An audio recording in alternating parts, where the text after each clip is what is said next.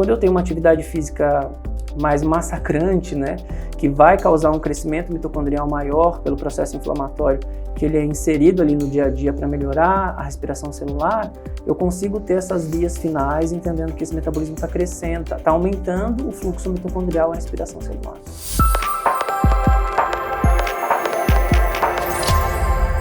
Olá, seja bem-vindo a mais um Laudo Bom da Vida, a mais um episódio do Talks do nosso podcast.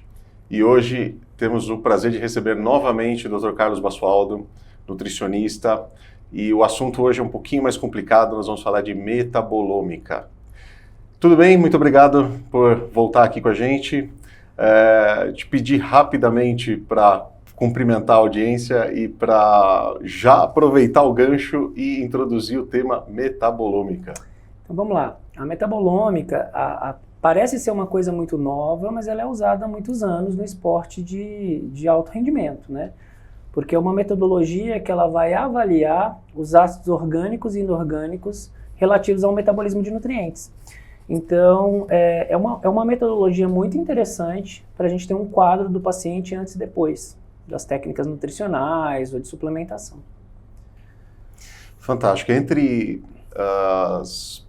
os testes metabolômicos, né, um dos testes, acho que de entrada, seriam dos ácidos orgânicos, né? Isso. E quando eu observo os testes de ácidos orgânicos, eu vejo principalmente como marcadores de estratégias nutricionais, eu vejo muitas vitaminas. Acho que é o assunto mais fácil para a gente começar essa conversa, né?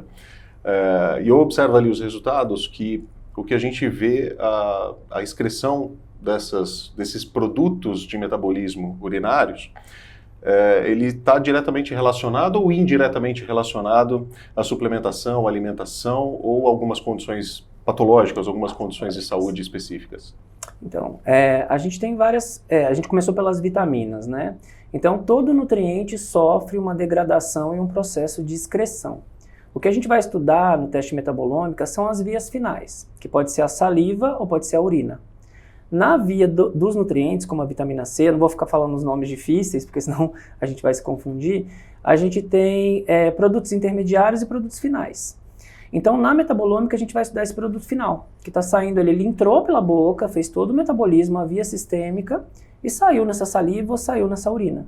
Então, em cima disso, a gente consegue saber se a pessoa está comendo de forma eficiente, se a suplementação foi eficiente ou ela também não passou da medida, ou também se ela tem algum problema genético relacionado ao metabolismo desse nutriente. Então, nas vitaminas é muito importante, porque como a gente suplementa muito, às vezes pode sair pela culatra. Então, a questão do uso antes e depois, ele vai ter uma fotografia, como fosse a fotografia de um corpo, mas uma fotografia do metabolismo. E além dos produtos de metabolismo celular, a gente ainda tem os produtos de metabolismo bacterianos. Uhum. Então, o produto de metabolismo bacteriano, ele também vai sair na via de excreção final.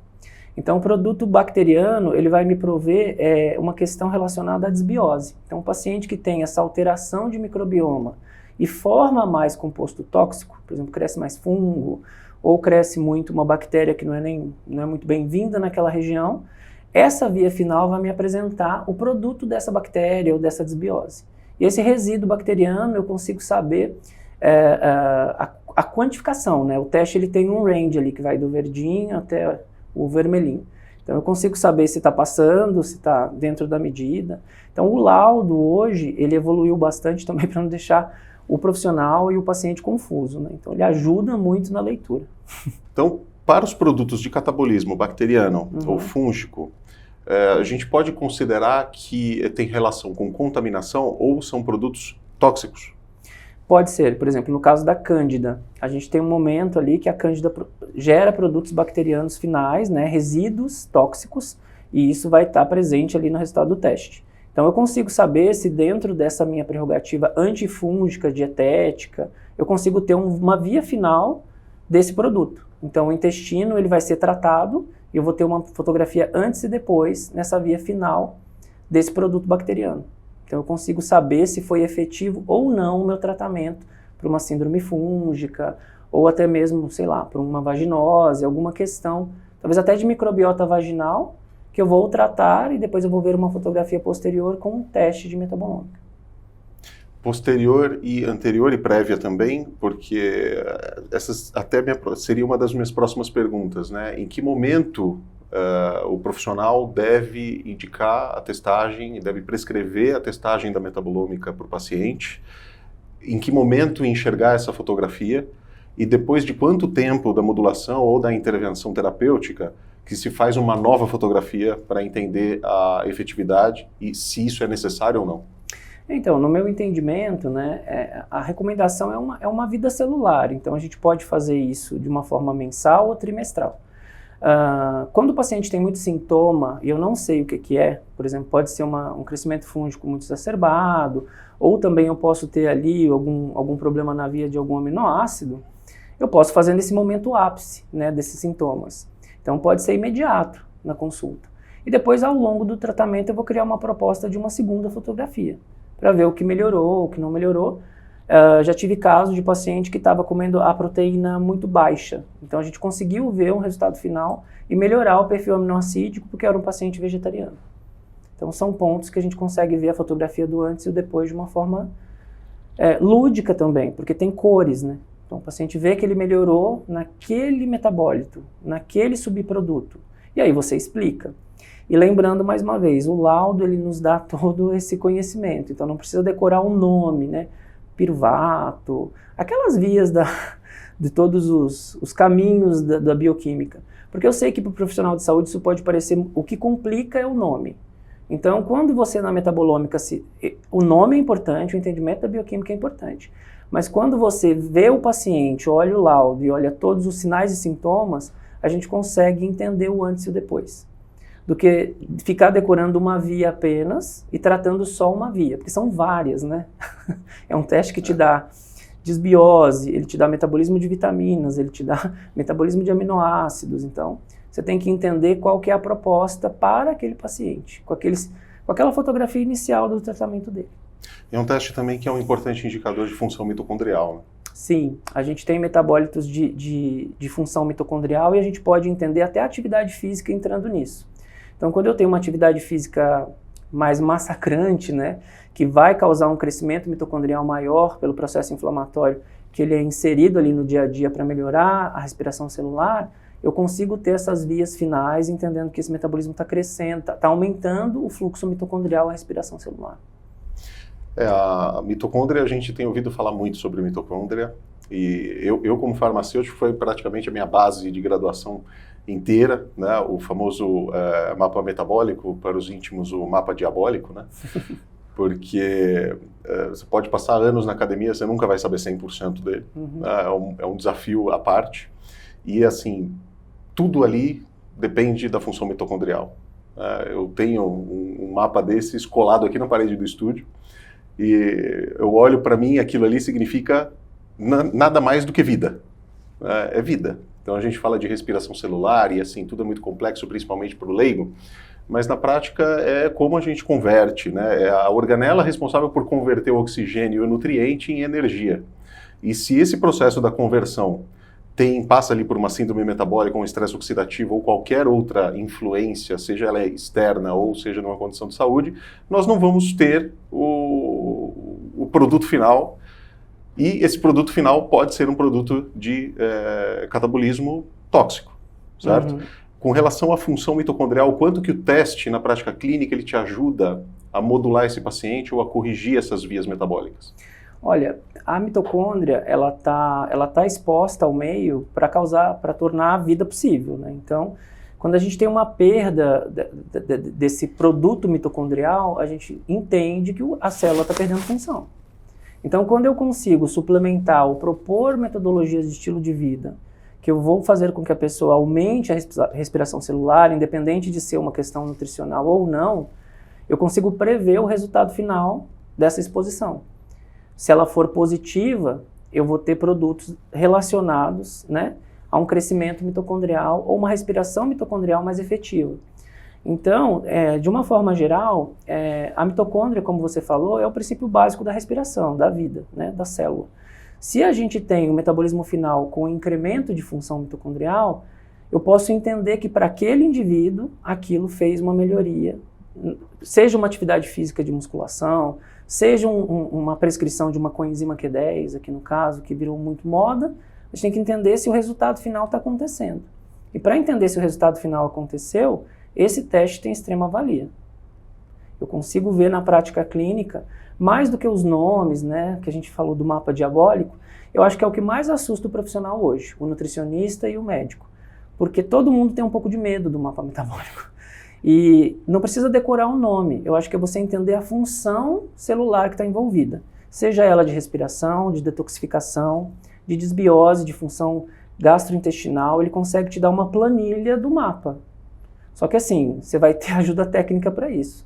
E essa ajuda técnica você vai entender o que naquela dieta, o que naquela suplementação e até mesmo medicação, você pode mexer para melhorar essa resposta adaptativa.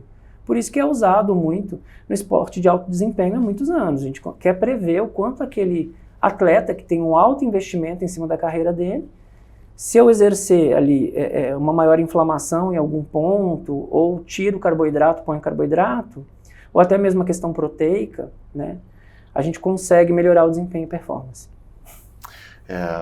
Até com desempenho e performance também envolve muito a desinflamação, né? E dentre esses marcadores, a gente tem, por exemplo, o ácido quinolínico, que é um importante marcador de inflamação e de neurotoxicidade. Uhum.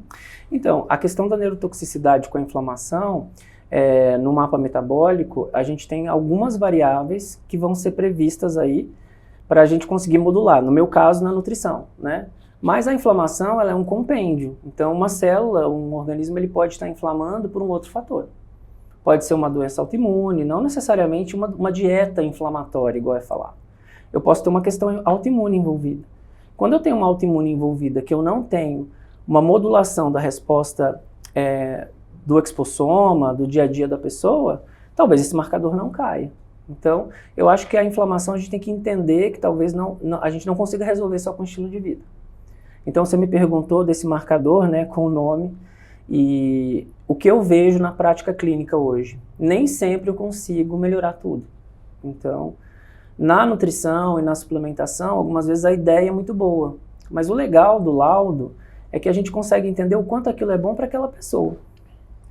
Tenho pacientes que investem muito em ômega. A gente sabe que temos marcadores no laudo que eu vou entender se o ômega vai realmente fazer muito bem. Se essa proporção ômega 3, ômega 6 na dieta vai melhorar essa resposta de aptidão e na formação ali da via de cascata de inflamação. Também tem a relação ali com questões inflamatórias dietéticas, né? O ômega, o consumo de saturadas, até mesmo a via da metionina, das vitaminas do complexo B. Então é uma teia muito ampla mesmo, né? Então a teia inflamatória, você falou de um marcador, mas a gente tem vários. Então, ficar de olho para ver se você não está olhando um marcador só, porque às vezes aquele marcador você não consegue melhorar tanto. Você comentou sobre o ômega. O ômega, nós colocamos ele até em painel separado, né? Então, eu tenho o teste dos ácidos orgânicos que a gente faz na urina, o ômega que a gente faz em amostra de sangue, e o ômega, o que sempre me chamou muita atenção é que, assim, boa parte da população suplementa ômega, né? E, de fato, precisa ou não, ou a alimentação era suficiente ou não, e aí eu observo o seguinte, que o ômega 3, ele tem um potencial anti-inflamatório cardiovascular muito significativo, que, porém, se no índice ômega 3 e ômega 6 estiverem desequilíbrio, né, desproporcionalidade 6 pelo 3, ela pode ter uma característica pró-inflamatória cardiovascular. E aí a minha pergunta e a minha dúvida é sempre essa: uma suplementação não acompanhada ou não medida, ela pode piorar a inflamação? Sim, com certeza. Qualquer suplementação de qualquer nutriente, se você passar da medida e não inferir, pelo menos na sintomatologia do paciente ou no próprio exame bioquímico, você não vai conseguir ver o que você fez, né? Então eu acho que a ideia do pode ou não pode cai por terra quando o profissional está atento, seja um médico ou nutricionista. Eu acho que o ômega virou uma grande moda, mas ele não é bom para todo mundo, isso é fato. Porque quando você observa a própria análise bioquímica, você vê que o triglicerídeo não se moveu, que é o que deveria se mover mais. E na questão do teste metabolômica, mais ainda. Você tem os marcadores específicos para isso. Então, essa dose-resposta e proporcionalidade na natureza é a ordem divina das coisas. Então, proteína, carboidrato, aminoácidos específicos, né? A gente tem marcadores de aminoácidos essenciais. Então, por que eles são essenciais? Porque a partir deles você consegue produzir os outros. Se você tem o déficit de um deles, você tem que repor de alguma forma. Você vai ter que voltar a comer aquele alimento ou repor isso nutricionalmente, que foi o que eu falei daquele paciente vegetariano que teve esse déficit. Corrigiu, melhorou via inclusive de produção de neurotransmissor, que também é um outro fator, né, que você falou de neurotoxicidade, é um outro fator que a gente tem no painel. Então, eu hoje, na anamnese, para pedir o painel, eu anoto tudo, porque às vezes o paciente está tomando um antidepressivo e ele muda. Então eu falo isso com os colegas médicos e nutricionistas, não esquece de anotar, porque às vezes o paciente estava tomando uma medicação, ele mudou, a via do neurotransmissor dele mudou. O perfil circulatório mudou. E às vezes o paciente esquece, então a anamnese é sempre muito bem feita, né? E é uma prerrogativa tanto do suplemento, mas também do medicamento. Porque a suplementação, às vezes ela está excessiva, ou às vezes ela está, o paciente mesmo, ou o profissional que atendeu anteriormente, está atirando para um outro nutriente, uma outra via. E o que está te reclamando é uma via específica. Toda ciência, ela nasce no empírico. Uhum. E isso é uma discussão na área médica que é tensa, né? Porque a área médica ela quer fazer a medicina baseada em evidência, só que para chegar na evidência a gente vai passar pelo empirismo. E esse empirismo ele vai depender da resposta que os pacientes vão ter a determinada intervenção provocada por uma métrica específica, seja um biomarcador ou a aplicação de uma medicação. Não tem muito segredo de para onde a gente vai em termos de considerar metodologias que são padrão ouro. Né? Para metabolômica, eu acredito que ainda não exista um padrão ouro. Não. E são muitas vias, como eu te falei, só se o laboratório se especializar naquela via ali. Uma via de um aminoácido específico. Aí sim. Mas nesse painel geral, eu acho que é mais uma ferramenta de você entender como é que está a dinâmica, né?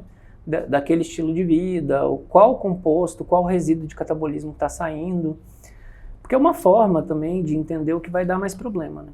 Então, esse painel ele vai ficando mais completo, e o que dá medo, na maioria hoje, dos colegas, principalmente os médicos, os nutris não tem esse medo de diagnosticar, né? O médico tem.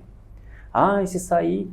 Até tem colega que me falou, nossa, você vai falar disso, mas se sair algum problema no erro inato de não sei o quê, eu falo, calma, porque não vai sair. Se sair, se aparecer, você encaminha. Para isso que existe especialista. Então, eu acho que esse medo do diagnóstico está nos fazendo perder muita coisa também. Fato. Porque o diagnóstico, trabalhei muitos anos em hospital, ele demora. Principalmente o diagnóstico oncológico, né? Ele demora, ele passa por várias mãos, ele passa por várias especialidades, porque não é o teste especificamente que vai fazer isso. E a gente consegue corrigir até um ponto. Não corrigindo, é o que eu te falei, a gente consegue entender que aquilo ali pode ser um problema potencial, principalmente na via de detox, né? Fase 1, fase 2, que a gente sabe que aquele fígado não tem uma potência boa. Ainda com relação aos ácidos orgânicos, a indicação da testagem, ela é muito ampla. Né? Então, a indicação da testagem é para suspeitas de transtornos do espectro autista, distúrbios de desenvolvimento, doenças inflamatórias crônicas, doenças psiquiátricas. E o que você vê como o motivo mais comum da indicação do teste? Da indicação não por vias diagnósticas, mas eu vejo a indicação por um sintoma.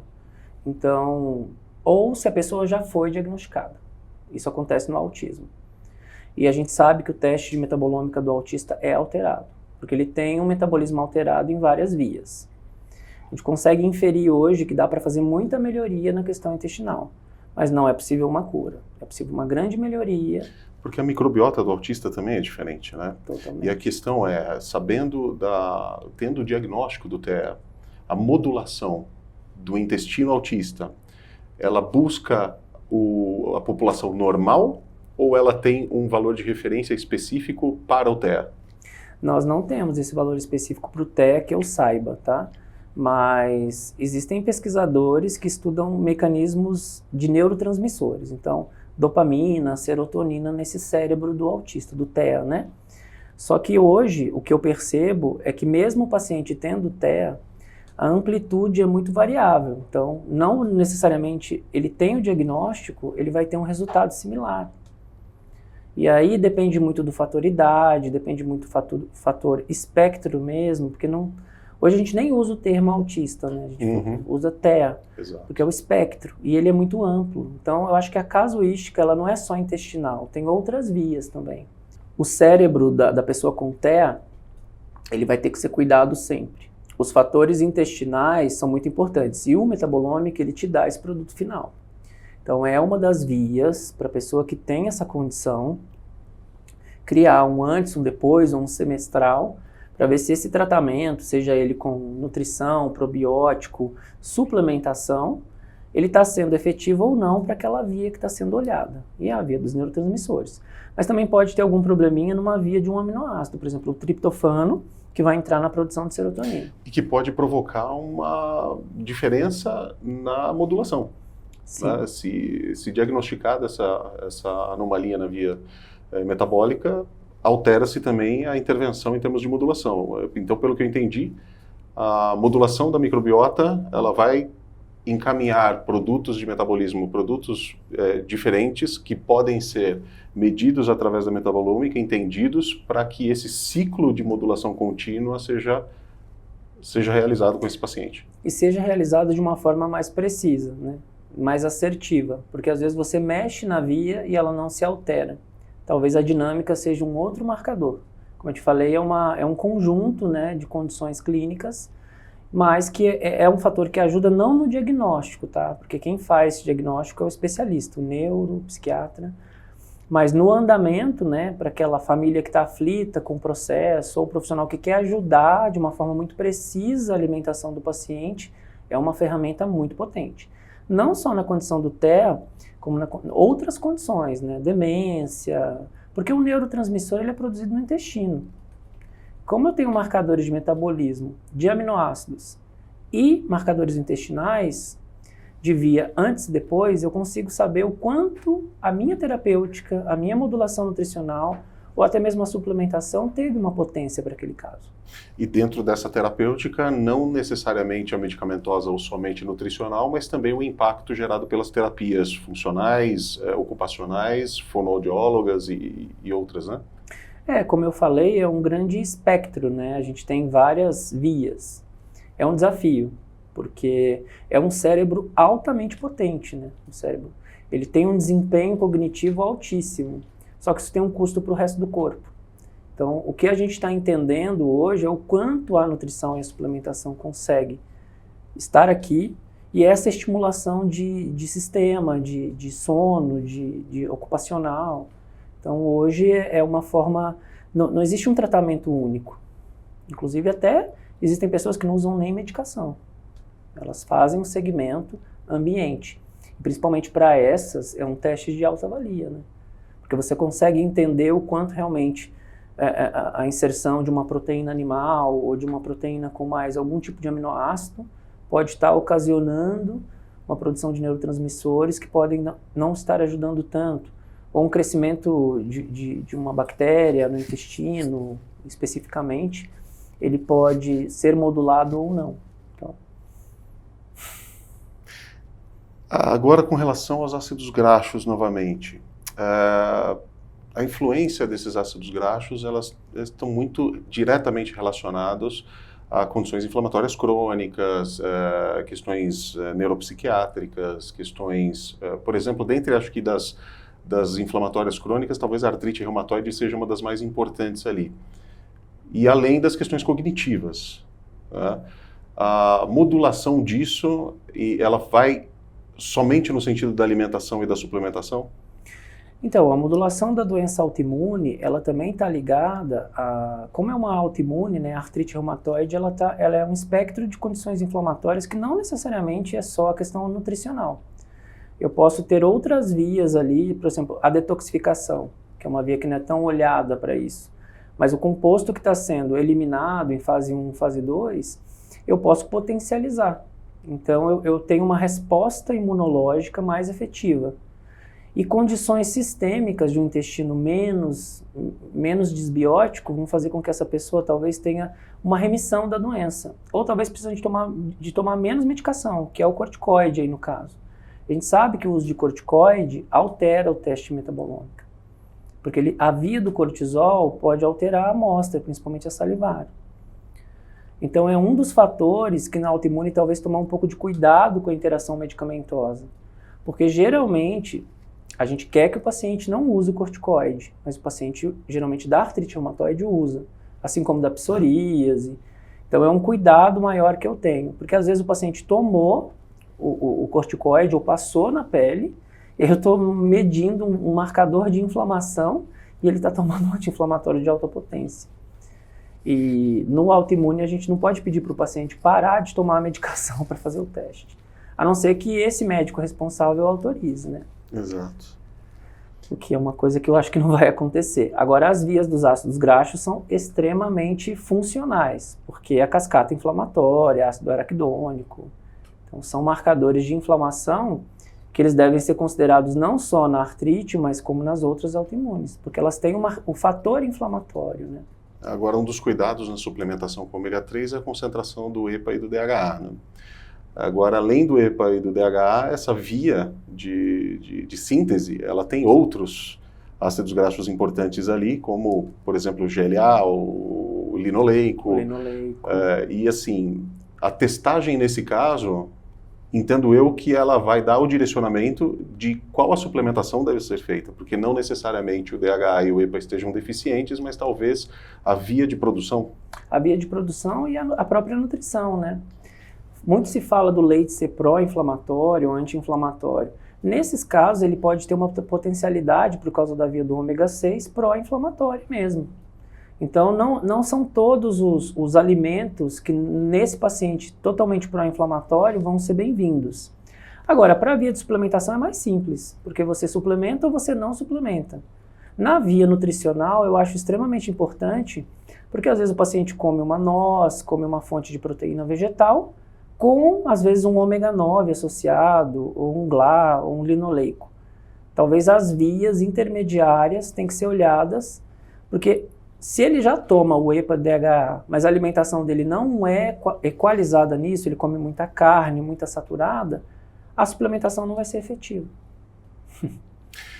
Como que os testes de metabolômica, eles se conectam com os outros testes, principalmente com os testes genéticos?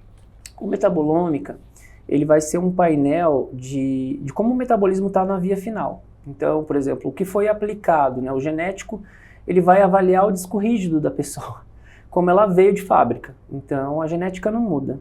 O que muda são a quantidade de genes que o sequenciador vai te dizer.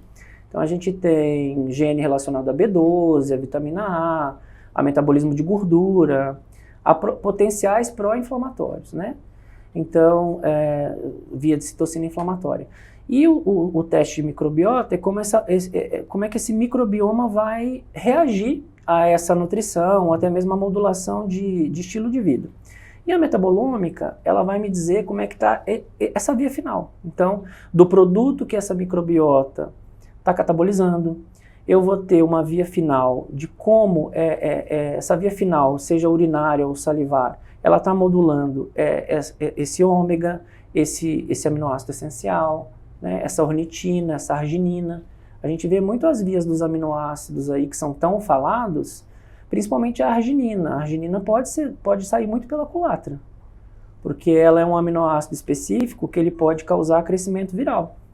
Então, eu uso como pré-treino de uma forma exacerbada. Será que vai ser bom? Dietas veganas. Eu acho que o vegano tem que fazer o teste metabolômico, principalmente se ele não come tão bem, porque desequilibra.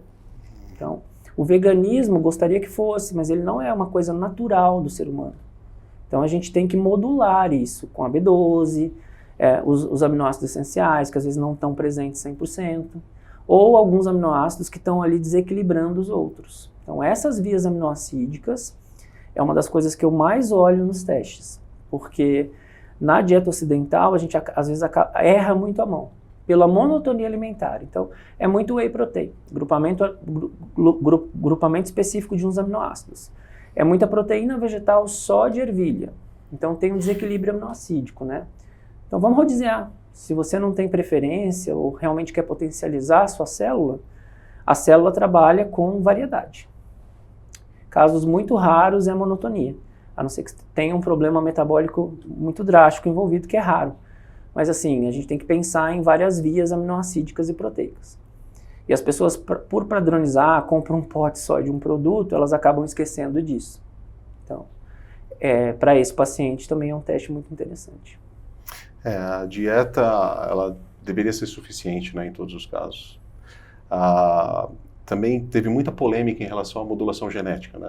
Falava-se em modulação genética e vinha sempre a discussão de que genética não se modula, a não ser por engenharia, né? E hoje já acho que o termo mais correto já é mais utilizado, que é a modulação da epigenética. Da epigenética. E entendo eu que a metabolômica ela é essencial nessa modulação. Então, o teste de metabolômica vai ver o quanto a sua exposição, né, nutricional ou até mesmo em alguma coisa da sua vida vai estar influenciando nessa resposta. Né? Quais desses gatilhos já foram ativados? Né? Sim. E o quanto realmente isso está sendo bom para você. Lembrando, às vezes o teste melhora, mas o paciente continua com sintoma. Isso também acontece na bioquímica geral. Não esquecer que o foco é o paciente, né? Então, antes de parabenizar o paciente, checar se realmente ele melhorou ou não. Porque às vezes o marcador ainda está em via, né? Lembrando que é uma via final. Então, os marcadores de desbiose ou de detox, às vezes não são sintomas tão evidentes, mas você consegue, talvez por um exame de sangue básico mesmo, saber que um TGO melhorou, ou até mesmo um LDL normalizou. Então, até mesmo para comprovar com a clínica tradicional, né? Com relação à jornada do paciente, dentre todos os testes da multidisciplinaridade que a gente trabalha, quando a gente fala em medicina de precisão e longevidade, desinflamação, tratamento de mitigação de sintomas crônicos, o que a gente passa ali? Por sensibilidades alimentares, por modulação de microbiota intestinal, a gente passa pela modulação da epigenética através do entendimento do laudo genético e passa também pela metabolômica. Qual que é a tua ordem de testagem disso e com que frequência? Bom, alguns colegas falam 45 dias, outros falam 90 dias, outros nem pensam em retestagem. Uma questão é a seguinte, a gente precisa entender do ponto de vista financeiro do nosso cliente, é óbvio que isso é saúde também, e de quanto essas informações vão ser viáveis em curto prazo. Porque às vezes o tratamento ele não é só nutricional, o paciente está fazendo uma antibiótico terapia, então isso vai dar um tempo maior de reinoculação, né, de crescimento novamente dessa microbiota. Então eu penso que o ideal mesmo, pensando em todas essas variáveis, custo, tempo, 90 dias, 120 dias ou até mesmo alguns meses. O que eu preciso é que o paciente mantenha as orientações. E a gente faz uma dieta às vezes de exclusão, e esse suplemento também eu não consigo um prazo tão longo. Então eu imagino que os 45 dias seja para engessar. Porém, dá para se pensar em 90 para uma casuística mais adequada pelos estudos científicos, né? A gente consegue ficar entre isso. Muito mais do que 120 dias, eu acho difícil o paciente segurar o tratamento. Fato. Então é um ponto que a gente pensa sobre. Aliás, o Dr. Carlos fez um comentário sobre a adesão ao tratamento. E as ferramentas diagnósticas, na minha opinião, elas são ferramentas que fortalecem essa questão da adesão, porque independente do que é a anamnese, do que é a suspeita clínica, quando a gente coloca isso num laudo, né, e acho que o nome do nosso podcast de ser o laudo bom da vida é exatamente esse o propósito, é que colocar essa informação no laudo vai proporcionar uma intervenção muito mais assertiva. O assunto hoje é mais denso, mais complicado e com certeza vai exigir novas conversas sobre o assunto. A metabolômica eu acredito que é um tema que ainda é bastante inicial no Brasil, não sei se só no Brasil, mas talvez no mundo inteiro, né, porque a gente acompanha publicações científicas, novos artigos saindo numa velocidade muito grande, então é um foco de estudo no mundo todo. E, Dr. Carlos, obrigado. Obrigado pela presença mais uma vez e contando contigo para a gente discutir novos assuntos. Perfeito.